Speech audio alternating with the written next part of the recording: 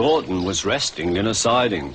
Sometimes, he thought, it's really tiring to be such a large and splendid engine. One does have to keep up appearances so. Peep, peep, peep, peep. Hello, lazybones, whistled Henry. What cheeks, muttered Gordon.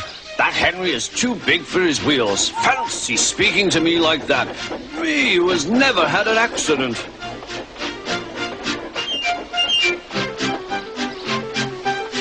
Aren't jammed whistles and burst safety valves accidents? Asked Percy innocently.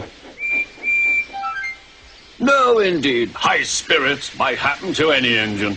But to come off the rails like Henry did, well, I ask you, is it right? Is it decent? Then it was Henry's turn to take the express. Gordon watched him getting ready. Be careful, Henry. You're not pulling the flying kipper now. Mind you keep on the rails today.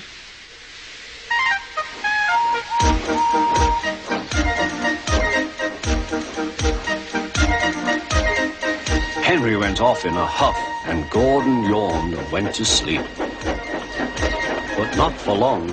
Wake up, Gordon, said his driver. A special train's coming, and we're to pull it. Is it coaches or freight cars? Cars, said his driver. Cars, said Gordon. Puh. Gordon's fire was slow to start, so Edward had to push Gordon to the turntable to get him facing the right way. I won't go, grumbled Gordon. Don't be silly, puffed Edward.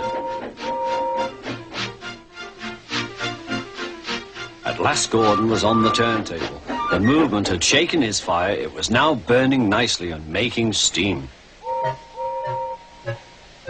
Gordon was cross and didn't care what he did. He waited till the table was halfway round. I'll show them, he hissed. He moved slowly forward to jam the table, but he couldn't stop himself and slithered into a ditch. Ooh, she hissed. Get me out! Get me out! Not a hope, said his driver and fireman. You're stuck, you silly great engine. Don't you understand that? They telephoned, said Topham Hatt. So Gordon didn't want to take the special train and ran into a ditch. What's that you say? The special's waiting? Tell Edward to take it, please. And Gordon? Oh, leave him where he is. We'll get him out later. On the other side of the ditch, some little boys were chattering. Coo, doesn't he look silly? They'll never get him out. They began to sing. Silly old Gordon fell in a ditch, fell in a ditch, fell in a ditch. Silly old Gordon fell in a ditch, all on a Monday morning. Gordon lay in the ditch all day. Oh dear, he thought, I shall never get out.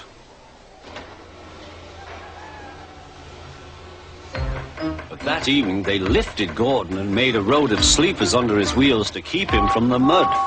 Strong ropes were fastened to his back end, and James and Henry, pulling hard, managed to bring him to safety.